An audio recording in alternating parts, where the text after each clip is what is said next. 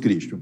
Nós queremos lamentar o falecimento, eu não gravei o nome, de uma jovem lá da Igreja Batista Jardim Neópolis. O pastor Miguel havia pedido, no grupo de pastores que eu participo, nós oramos, intercedemos, mas lamentavelmente ela veio a óbito ontem, jovem ainda, acredito com uns 35 anos, não sei o problema que ela tinha, mas lamentavelmente ela veio a óbito. Amados irmãos, sei que estamos vivendo tempos difíceis e todos nós temos as nossas inquietações, mas aquilo que pode nos fortalecer, aquilo que pode nos ajudar é o Evangelho do Senhor Jesus Cristo, que nós temos muita ideia de que o Evangelho é só de salvação, mas a salvação tem um sentido amplo, tem um sentido completo, tem um sentido profundo, tem um sentido que ele é eficiente, necessário e plenamente perfeito para nossas necessidades. Vivemos um tempo difícil em que o nosso desejo é que todas as pessoas se convertam. Nós temos momentos difíceis em que nós pregamos e as pessoas não querem ouvir. Começar da nossa família, mas precisamos anunciar. Vivemos em tempos difíceis que muitas pessoas estão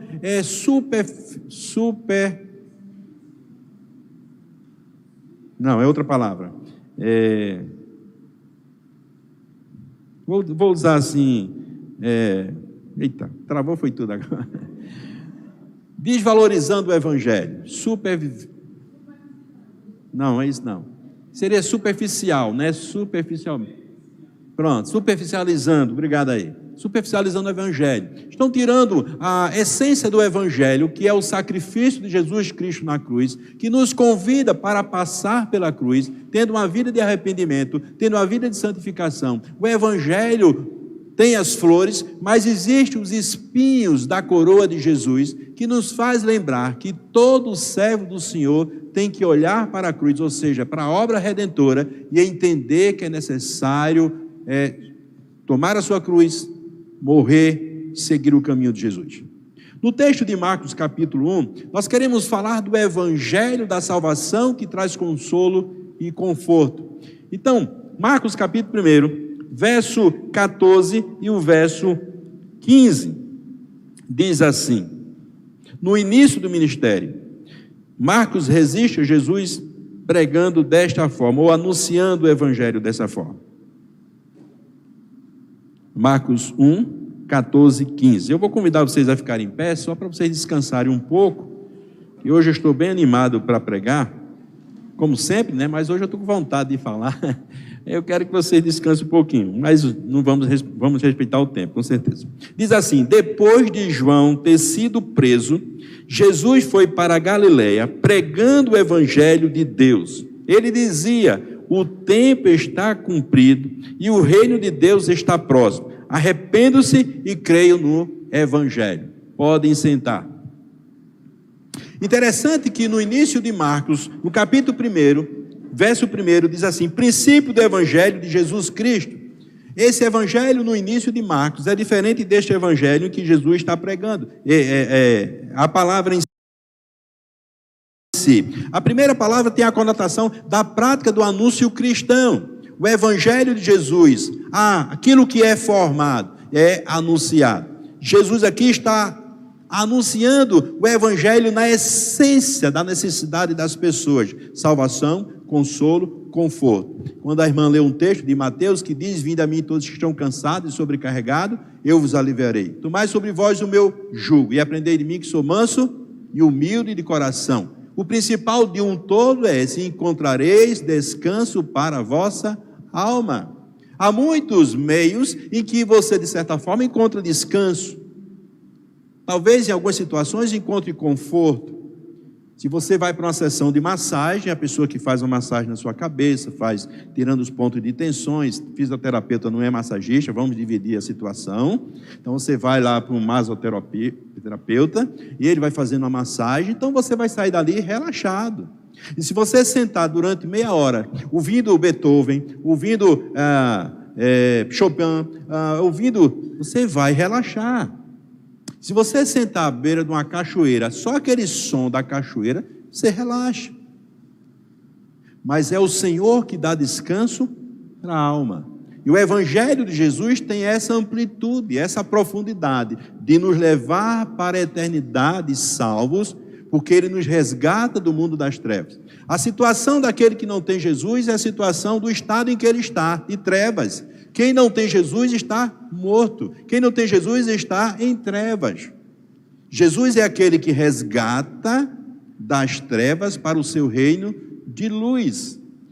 O Evangelho de Jesus Cristo é o único Evangelho que tem a capacidade de transformar o homem no estado de miséria que ele se encontra para um estado de graça em Cristo. O Evangelho tem a capacidade de transformar todas as pessoas. Por isso, eu creio que algumas terapias ajudam bastante. Um dependente químico, uma pessoa depressiva, uma pessoa que tem predisposições para algumas situações. Terapias ajudam, uma boa conversa ajuda. Mas se o indivíduo não tiver encontro com Jesus Cristo, ele não terá realmente uma mudança de vida na sua essência por conta do pecado, por conta da escravidão do pecado, por conta do mundo em trevas. O convite do Evangelho não é um convite de rosas coloridas, é um convite também para uma realidade de uma perseguição, de maltratos, de rejeição, de ódio. Não que no Evangelho em si, na convivência da comunidade de igreja, essas coisas vão acontecer. Em alguns casos, por conta da negligência nossa, da dureza do nosso coração, nós podemos até ferir o nosso irmão, mas eu estou falando do mundo. O mundo rejeita a palavra do Senhor, porque rejeita o Senhor da palavra. O mundo odeia a igreja, porque odeia o Senhor da igreja. O mundo odeia a igreja, odeia Jesus, porque Jesus está vivo. Jesus é a verdade, Jesus é a vida, e Jesus confronta as pessoas na sua vida de pecado e convida-os a tomar uma atitude de arrependei-vos e crede no Evangelho. Interessante que nesse contraste de consolo e conforto com sofrimento, e o Senhor muitas vezes não nos isenta da tribulação, nem do desconforto, mas Ele está conosco na tribulação, Ele está conosco no desconforto, Ele está conosco na dor, e Ele não nos abandona. Temos nossas crises de ansiedades, de inquietação, e dizemos: o Senhor esqueceu de mim, o Senhor me abandonou, o Senhor não cuidou de mim. Mas fique certo, toda vez que na sua luta você clama ao Senhor, pede o irmão, pede a igreja, ora também, às vezes inquieto, duvidando, mas pede. Quando vem a resposta, o nosso coração se enche de alegria. O que é que a gente diz? Ebenezer, até aqui nos ajudou o Senhor. A gente diz: grandes coisas fez o Senhor por nós, por isso estamos alegres. A gente diz: louvado seja o nome do Senhor, que ouviu a minha oração e me socorreu. Nós temos a expressão de gratidão, de louvor, porque o Evangelho nos conforta e nos consola. E o Senhor Jesus nos advertiu dizendo: no mundo tereis, mas porque eu e vocês. A ideia é como se Jesus deixasse a gente lá vivendo e Ele vai nos abençoar do céu. Sim, mas a gente pode esquecer o que está em Mateus capítulo 20. Eis que estou convosco todos os dias, até a consumação do século. Nós não podemos esquecer que somos povo de Deus, amados, salvos, restaurados, justificados, separados, somos sacerdote real, estamos nos lugares celestiais. O Senhor nos colocou no seu altar para vivermos de maneira santa e irrepreensível por conta do seu amor. Neles temos a redenção, neles temos a salvação, neles temos o resgate. Nós somos co-herdeiros com Cristo. E nós, os eleitos do Senhor, estaremos com Ele eternamente. Então, dentro dessa introdução, de que o Evangelho nos alcança para o louvor da glória de Deus, nos transforma em seus filhos, nós vamos para algo interessante, em que podemos ver aqui em Marcos e aprender. Primeiro, depois de João ter sido preso, por que faz essa inserção? De Marcos faz essa inserção de João ter sido preso. É necessário que ele cresça e eu diminua. João era servo. Os servos do Senhor têm que entender que Jesus é que é o Senhor. Nós não somos o Senhor, nós somos os servos. Somos convidados pelo Senhor para nos engajar nesse corpo de Cristo, que é a igreja, que lá no livro de Atos vai mostrar que é a continuidade da obra de Jesus. Nós somos escolhidos, irmãos, para dar continuidade à obra de Jesus na terra, de anunciar salvação, de anunciar conforto, de anunciar paz.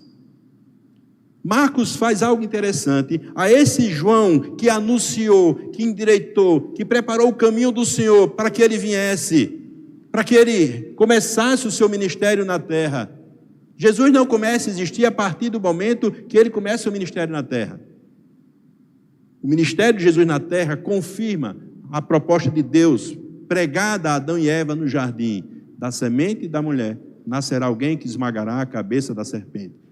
Jesus aqui é o Deus conosco, Ele é o príncipe da paz, é aquele que o reino não tem fim, o seu nome é eterno, e Ele está conosco para socorrer todo aquele que nele crê. Primeiro o judeu que o rejeitou, mas todos aqueles que o aceitaram, Deus deu-lhes o direito de serem chamados. Já imaginou que você é filho de Deus? Nós nos orgulhamos de ser filho dos nossos pais, não nos orgulhamos? Quanto mais de Deus. Não é um orgulho presunçoso, não é algo que a gente vai botar uma plaquinha, uma camisa dessa de algodão, sou filho do Altíssimo, até pode colocar, mas não podemos aí pisando, se achando melhor. Não, nós devemos levar as pessoas esse desejo de também se tornarem filhos de Deus. Mas há algo interessante, depois de João ter sido preso, por que é que Jesus começa o seu ministério? Porque ele não foi com um grupo salvar João, tentar tirar João da prisão. Por quê? Já perguntou isso?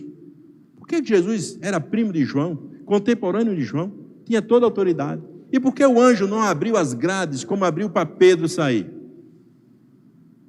E por que não houve um terremoto e as grades foram abertas, como foi com Silas e Paulo, e que acharam que eles tinham fugido? Por que o anjo do Senhor não tirou, como tirou Pedro? Venha, Pedro, vai me seguindo. E as portas foram abrindo e Pedro saiu. E quando chegou lá, o povo estava orando, a menina: quem é? Sou Pedro. A menina: o espírito de Pedro está ali, meu Deus, ele morreu. E o povo disse: sou eu, minha gente, calma, o Senhor me libertou. Deus tem seus propósitos. E aí João Batista está preso. E vamos ver algo interessante. Vá para Mateus 11. Algumas situações na nossa vida Deus não responde, mas Ele quer que a gente tenha esperança e a convicção de que Ele tem o controle de tudo. Mateus capítulo 11, verso 2. Quando João, no cárcere, depois do Mar Morto, lá numa cidade, Herodes tinha mandado ele para lá, depois mandou decapitá-lo. Quando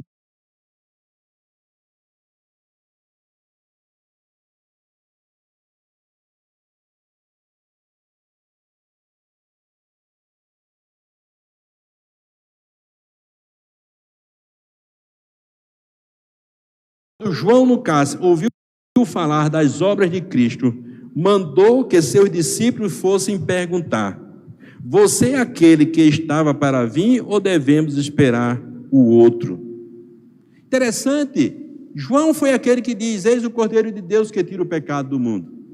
João foi aquele que diz: eu não sou digno de desarmar nem as sandálias dele. João foi aquele que disse: sou eu que devo ser batizado por Senhor, o Senhor vem me batizar? João estava querendo, assim como nós já aceitamos Jesus, muitas vezes nós ficamos querendo entender Deus. Precisamos aprender sobre Deus. Questionamos o agir de Deus. Perguntamos por que Deus permitiu isso. Não estou querendo partir para essa conotação, mas é possível que João Batista tenha lá perguntado: por quê? Por que, Senhor, eu fui tão fiel? Por que eu não vi na presunção dos homens? Eu fui simples, eu cumpri o teu propósito. Por que tão jovem? Eu estou aqui aprisionado pela culpa de um Herodes, pelo adultério de Salomé. Por que, Senhor? Aliás, de Herodias. Por quê? Não há no texto isso, mas como humanos, pensando como João era humano também.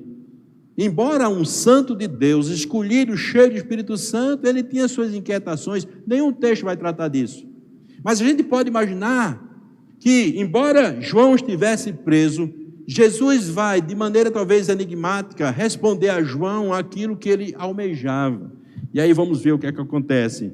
Você é aquele que estava para vir ou devemos esperar outro? Então Jesus lhe respondeu: volte e anuncie a João o que estão ouvindo e vendo. Os cegos veem, os coxos andam, os leprosos são purificados, os surdos ouvem, os mortos são ressuscitados, e aos pobres está sendo pregado o evangelho. E bem-aventurado aquele que não achar em mim motivo de tropeço. Quando os discípulos de João foram embora, Jesus começou a dizer ao povo a respeito de João: o que vocês foram ver no deserto? Um caniço agitado pelo vento? Ninguém ia sair de Jerusalém para ir para a beira do Jordão e ficar olhando um caniço agitado, um bambu balançando no vento. Alguém pode até, paisagista, querer ver isso, fotografar, pintar, retratar. E Jesus pergunta: vocês foram ir fazer isso? O que vocês foram ver? Um homem vestido de roupas finas? Não, João vestia simplesmente roupa de camelo, um cinto, comendo gafanhoto, mel silvestre, uma barba grande, bonita, feita minha, cabelo grande também. Um profeta? Sim. Eu lhe digo, e muito mais do que um profeta. Este é aquele que está escrito: eis que eu envio adiante de você o meu mensageiro, que prepara o caminho diante de você. João Batista é o cumprimento de Malaquias 3:1. Ele é um anjo do Senhor. Ele é aquele que foi ungido por Deus para preparar o caminho do Senhor. Por quê? De Malaquias, 400 anos antes de Cristo, lembra que eu falei de manhã? Até o nascimento de Jesus, não tinha se levantado profeta algum. Deus não vinha falado mais.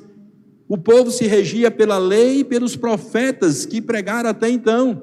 O povo estava vivendo uma apostasia, o povo estava vivendo um liberalismo teológico, o povo estava vivendo conforme o seu coração. E o povo, quando eu digo, era sacerdotes, escribas. O povo estava profanando o templo do Senhor. E aí, como estudamos hoje, Jesus derruba o templo. O povo judeu achava que o templo era o seguro de vida deles. Nós precisamos pensar muito a respeito disso. Às vezes nós criamos marcos para a nossa segurança. Achamos que somos homens de fé. Achamos que a nossa oração é suficiente para nos sustentar. Achamos, pelo fato de já ter lido a Bíblia 30 vezes, é suficiente. Achamos, por mantermos o dízimo corretamente, todo mês dando dízimo. Achamos fazer parte de uma denominação tão equilibrada ou tradicional. Nós, às vezes, criamos seguro de vida e não depositamos a nossa vida no Senhor. O Senhor tem nos desafiado, pós-pandemia, durante a pandemia, a confiarmos não nas notícias que estamos ouvindo na televisão, na internet, mas num Deus que tem o controle de tudo. Nós estamos ouvindo de enfermidades e enfermidades. Jesus disse que no final dos tempos vocês ouvirão de enfermidades, de pestes. Nós estamos ouvindo de guerras, e agora não só ouvindo, mas vendo, assistindo, quase que instantaneamente, em algumas situações sim.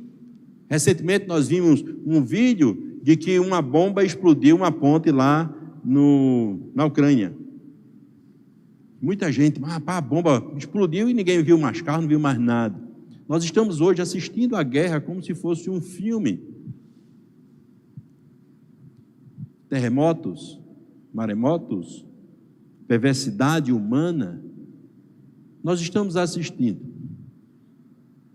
E aí precisamos entender que é o Senhor que tem o controle de tudo. A palavra que Jesus envia a João, talvez os próprios discípulos não entenderam, se eles fossem mais atentos, mas é o que João deveria conhecer o livro de Isaías. E no livro de Isaías 35, verso 5,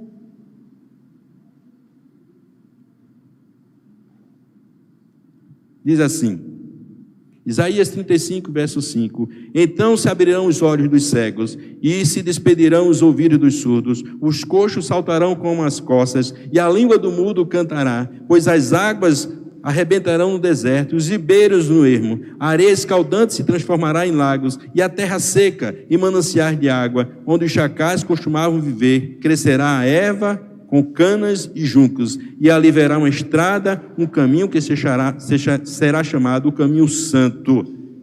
Jesus estava dando uma resposta para João Batista: se cumpre a palavra do profeta Isaías, se cumpre a palavra da lei. Eu sou aquele a quem os israelitas aguardavam. Eu sou o Messias enviado por Deus. Sim, João, fique firme na convicção de que você fez a sua obra. Deus tem cuidado de você. Às vezes Deus não nos responde, irmãos, aquilo que nós perguntamos. Pelo contrário, Deus faz confirmação daquilo que cremos.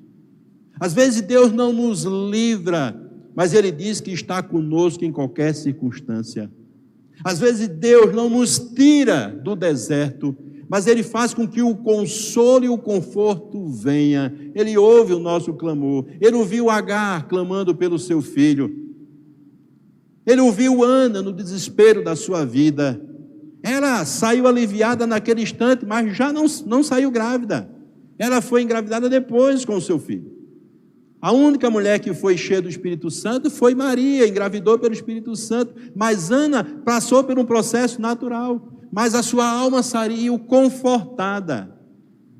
Ela não saiu ali já com um plano teste, aquele que faz de gravidez, dizendo: eu estou grávida. Não fez surpresa para o marido, não é? Com aquela caixinha toda arrumadinha, dizendo o marido: ah, meu Deus, o teste aqui do laboratório, eu vou ser papai, vamos cantar? Não houve uma festa surpresa para descobrir se era menino ou menina, uma fumacinha, uma bolinha azul, uma bolinha vermelha, não. Mas Ana saiu com o seu coração confortado. Ana saiu crendo que o Deus de Israel havia entendido a sua oração, e desse um filho ou não, ela estava confiante no Senhor. Às vezes Deus não nos responde, mas Ele firma o nosso coração nas convicções que nós temos. Deus é o nosso refúgio, fortaleza, socorro bem presente na hora angústia. Paulo orou 3 vezes, o Senhor disse: a minha graça te basta. Ele não disse porque não ia tirar o espinho da carne de Paulo. Não disse. Ele não disse que aquilo era para fazer com que Paulo se fortalecesse. Simplesmente ele disse: a minha graça te basta.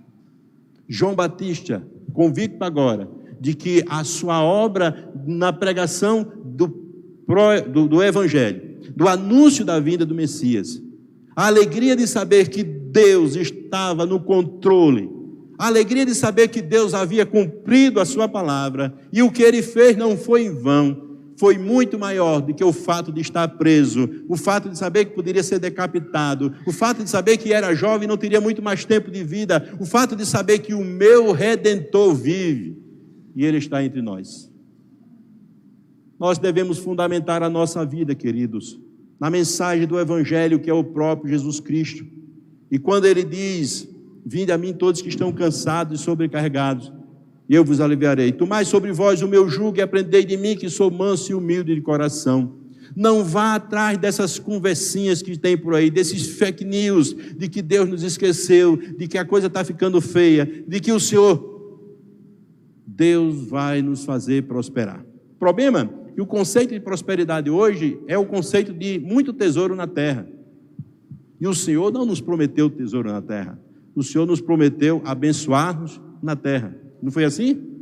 Mas cada um, dentro da sua capacidade, da sua busca, pode ser rico. E a Bíblia não proíbe ninguém ser rico. Compre sua casa de praia, me convide que eu vou tomar banho na sua piscina. Faça um churrasco na sua casa, e eu vou sem nenhum problema.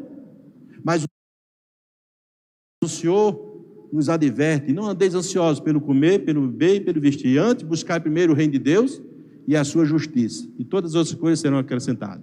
Se a sua piscina na sua casa não é para a glória de Deus, então não serve. Se a casa na praia que você tem não é para a glória de Deus, também não serve. Se o carro que você tem entra em ambientes e faz coisa com você, aliás, você faz coisa com eles que o Senhor não faria, então tem algo errado nessa história. A sua casa deve ser consagrada ao Senhor. O seu trabalho deve ser consagrado ao Senhor. A sua vida deve ser consagrada ao Senhor. Tudo que você tem, tudo que você faz, deve ser consagrado ao Senhor. O corpo, tudo. Porque tudo é do Senhor. O Senhor tem nos abençoado. E aí, como diz o texto do Salmo 37, não me falha a memória, fui moço e agora sou velho, mas eu nunca vi o justo mendigar o pão. E eu gosto sempre de repetir o que já falei para os irmãos. Eu posso até não ter o que comer na minha casa, nem você. E aí Deus vai fazer o quê? Não vai dar fome para você. Ele não vai permitir que você passe fome, nem sinta fome. Mas quando a fome vier, o que é que Ele vai fazer? Ele vai mandar comida que não tem na sua casa. Foi assim com Jesus, querido. Passou 40 dias, 40 noites, jejuando entre as feras, num contraste de que as feras agora têm um conflito da criação, mas Jesus é aquele que restaura todas as coisas. As feras estavam lá e não o atacavam.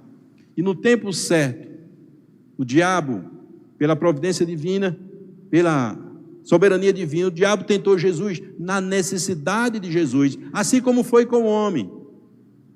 Comida, poder e autoridade religiosa.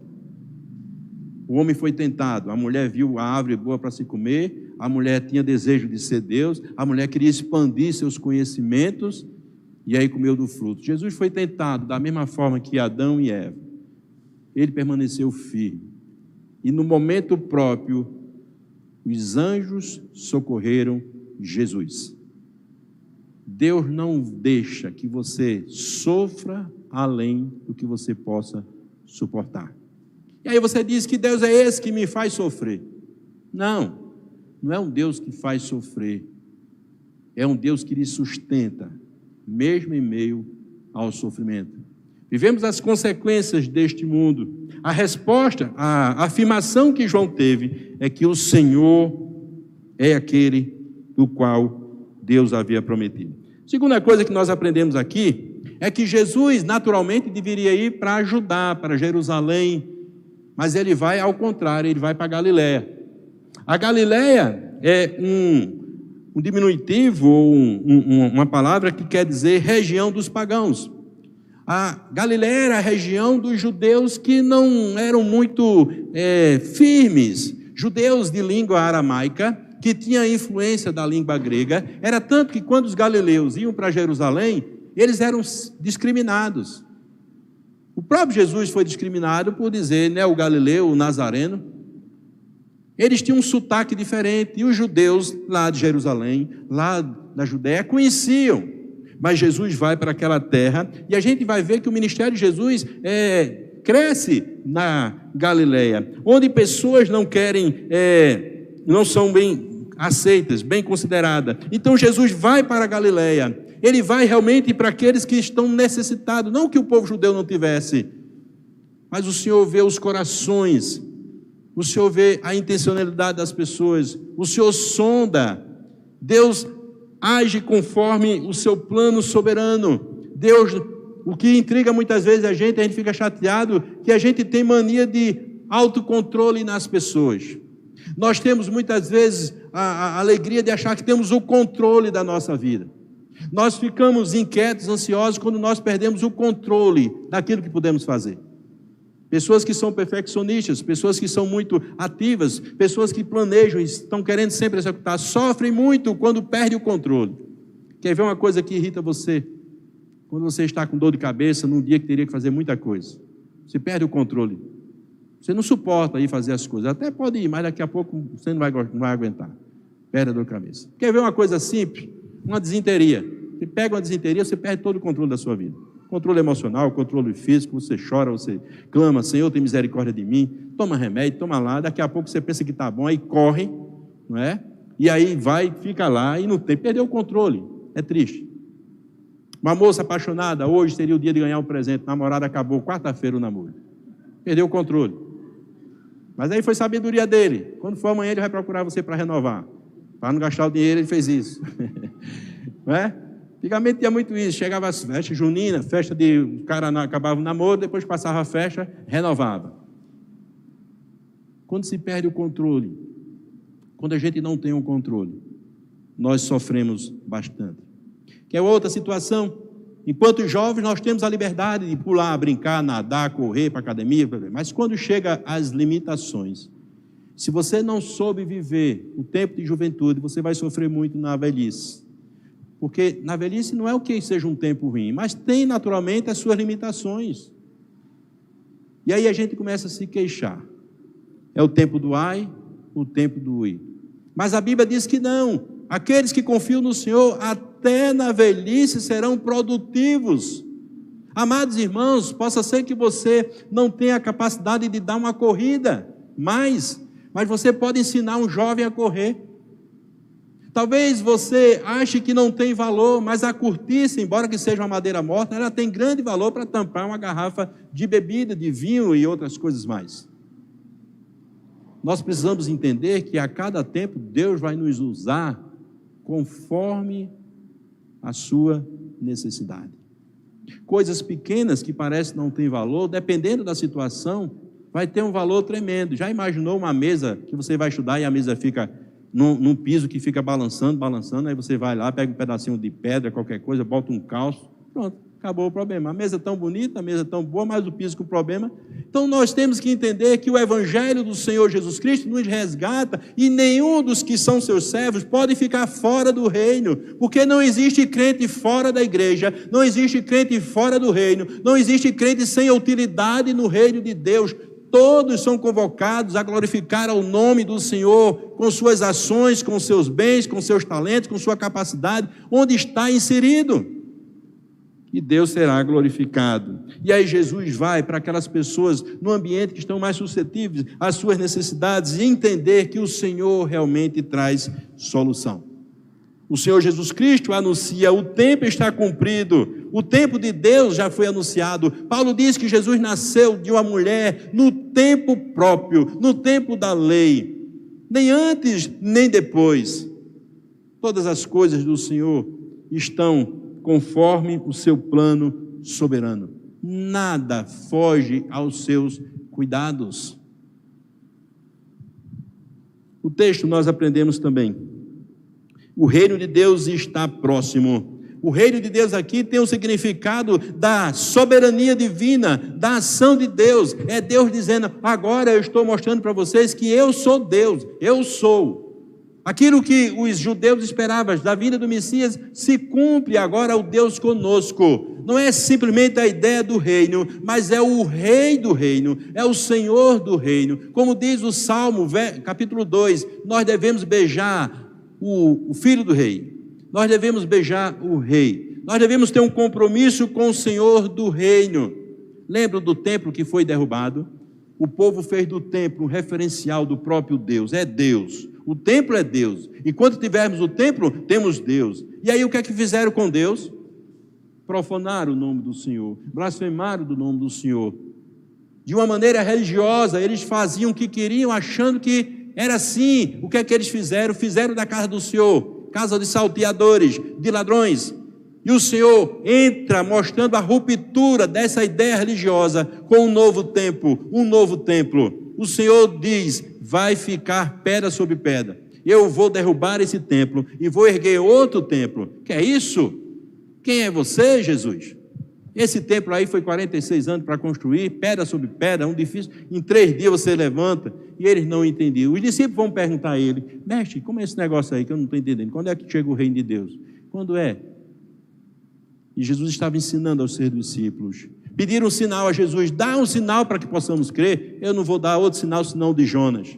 Qual foi o sinal de Jonas? Jonas foi chamado para falar da graça do Evangelho. Jonas se escondeu, Jonas fugiu. Deus o colocou na barriga do peixe. E no tempo próprio em que Jonas se arrependeu, Deus colocou ele para fora. Mesmo arrependido, ele pregou em um dia o que era para ser feito em 3 dias. A raiva de Jonas é que sabia que Deus ia perdoar se o povo se arrependesse. Quando as pessoas dizem: vivia bebendo por aí, agora é crente. É raiva do povo, da graça de Deus. Aquela moça, se o pastor soubesse quem era ela, não deixava chegar na igreja não. Aquilo fazia programa aí. Mas é a graça de Deus que provoca as pessoas. Esse povo se diz crente aí, muito metido, mas eu conheço esse povo. É raiva da graça de Deus. Agora, se o povo está errado, tem que se endireitar, claro. Se não dá testemunho, tem que dar testemunho. Às vezes as pessoas falam com razão. Pessoas que profanam e que proclamam o nome de Jesus, mas não andam conforme o plano de Deus. Por isso, Jesus está dizendo, o reino de Deus está próximo. Arrependam-se. Há necessidade de mudança de comportamento, há necessidade de mudança de pensamento, há necessidade de mudança de atitude, porque agora você não é mais senhor da sua vida, você é servo do Senhor da sua vida. Agora nós não temos necessariamente vontade própria, mas é a vontade do Pai que deve reinar na nossa vida. Não sou eu mais que vivo, mas é Cristo que vive em mim. A ideia de arrependimento tem a ideia de declarar Deus o Senhor da sua vida, de maneira irrestrita.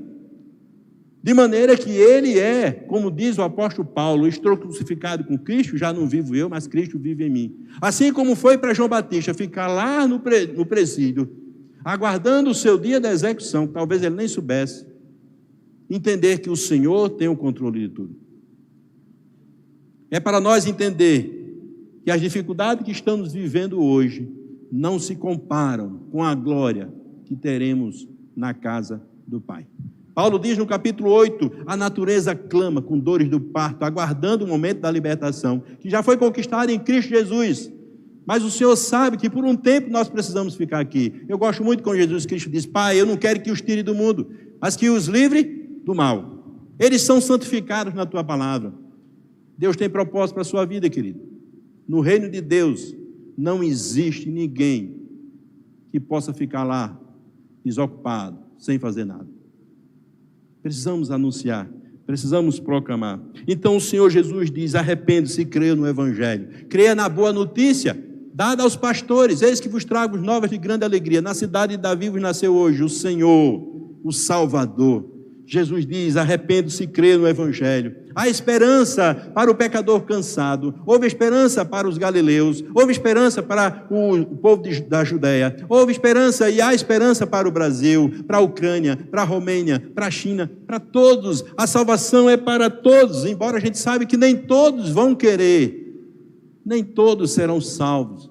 Não que Deus não queira, mas como a porta é larga, espaçoso o caminho, e são muitos que entram por ela. A porta que leva à salvação é estreita, é um caminho difícil. E aí Jesus diz, são poucos a que encontram.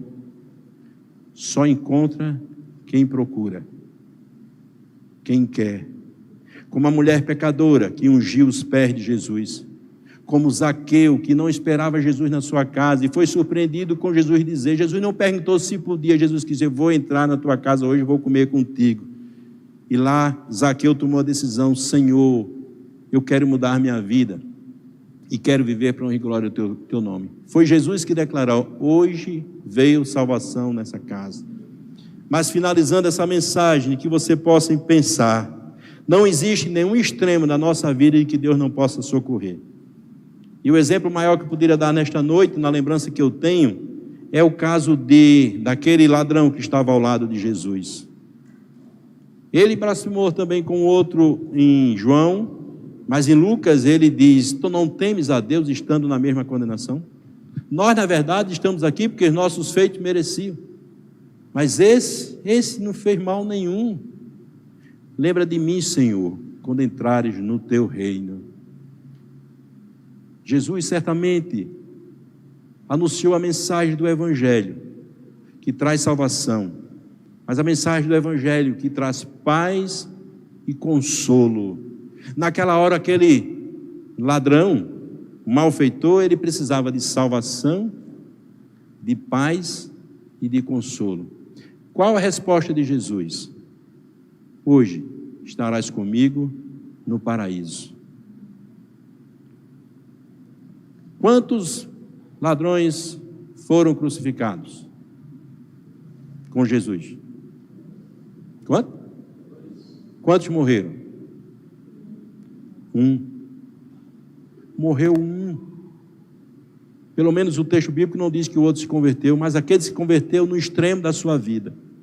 Aquele se converteu sem esperança nenhuma. Aquele que estava na cruz sem esperança nenhuma. Aquele desesperado, sofrendo fortes dores, entristecido, apavorado, embora convencido de que o que ele fez realmente dentro do processo da justiça dos homens, que nem sempre corresponde à justiça divina, ele se achava indigno e merecia aquela situação. Ele já estava até convencido disso, mas ele viu em Jesus esperança, ele viu em Jesus paz, ele viu em Jesus consolo. E aí, ouvindo a mensagem do Evangelho, arrependei-vos, o reino de Deus está próximo, arrependei-vos, eu sou o Senhor do reino, arrependei-vos, porque todo aquele que vem a mim terá descanso, paz, conforto. Naquela hora, aquele malfeitor aprendeu de Jesus, que era a única esperança para que ele pudesse ter paz na sua alma, mesmo morrendo em morte de cruz. Mas aquele homem morreu salvo em Jesus Cristo. Mas o testemunho maior certamente é do Senhor do reino, que ele diz no final da sua própria vida: Pai, está consumado, nas tuas mãos entrego o meu espírito. Talvez se hoje eu não tenha uma resposta para você, para a sua necessidade, como alguns pregadores gostam de insinuar uma resposta e deixar você elevado e sair para casa achando que, agora eu vou. Não. Quando você chegar em casa e amanhecer, pode ter esquecido até o que eu disse, talvez o que eu disse não seria necessariamente o que Deus queria dizer.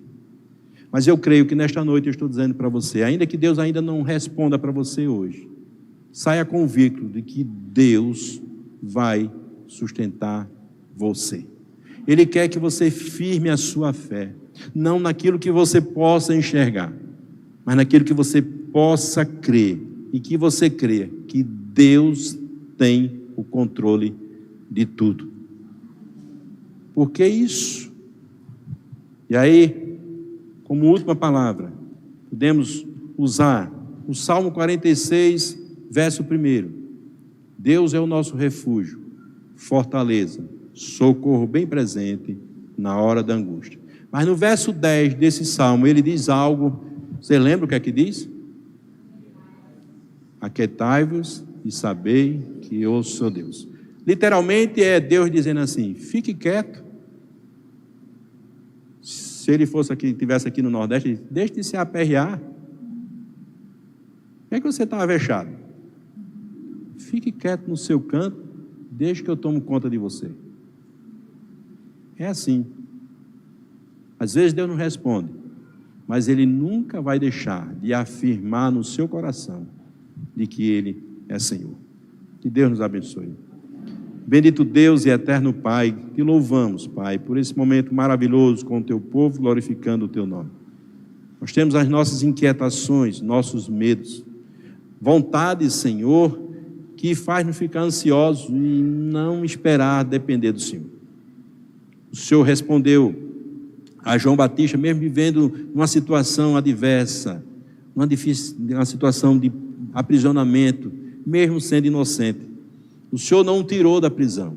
Ele foi executado, mas o seu sangue será cobrado por ti, o Senhor vai honrar. E como honrou quando Jesus disse que, nascido de mulher, ninguém era como João, mas o menor no reino é maior do que João.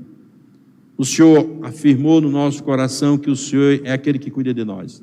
E quando um dia nos encontramos com Jesus, cremos que Ele é Senhor e Salvador, entregamos a nossa vida a Ele. Nós te agradecemos por cada vida que está aqui. E nós te louvamos porque Tu tem Teus propósitos na vida da igreja. Mas individualmente o Senhor tem algo específico, como diz alguns irmãos, o Senhor tem um negócio. O Senhor tem algo específico com cada um de nós. Nós te louvamos, Senhor, porque embora vivemos essas inquietações da fé, o Senhor não nos abandona. Pelo contrário, o Senhor nos ensina. E quando nós pecamos, o Senhor nos disciplina. O Senhor nunca desiste de nós. O Senhor vai sempre ao nosso encontro. Nós queremos te agradecer por isso. Dá-nos, Senhor, a essas pessoas algo que elas cada vez mais se fortaleçam. E no tempo certo, se houver necessidade de resposta, o Senhor dará. Mas se ainda não responda, como fez com Jó. Jó não teve a resposta de tudo que ele indagou. mas ele teve a convicção de que o seu Deus era maravilhoso e poderoso. Abençoa teus servos, cada família aqui representada, ajuda nessa semana em lutas e desafios, mas queremos também glorificar o teu nome, junto com a igreja, individualmente no culto doméstico, individualmente no culto particular, no a sós com Deus. E assim queremos caminhar. Obrigado pelas chuvas, obrigado por hoje ter feito o sol, brilhado, para enxugar um pouco as paredes, o telhado, as roupas e tantas outras coisas mais. Nós te agradecemos, Senhor, pedimos no nome de Jesus que o Senhor nos faça caminhar. Que a graça do nosso Senhor Jesus Cristo, o amor de Deus e as doces consolações do Espírito Santo seja sobre todo o povo de Deus, desde agora e para sempre. Amém. Deus abençoe, irmãos. Nós vamos encerrar, vamos ter o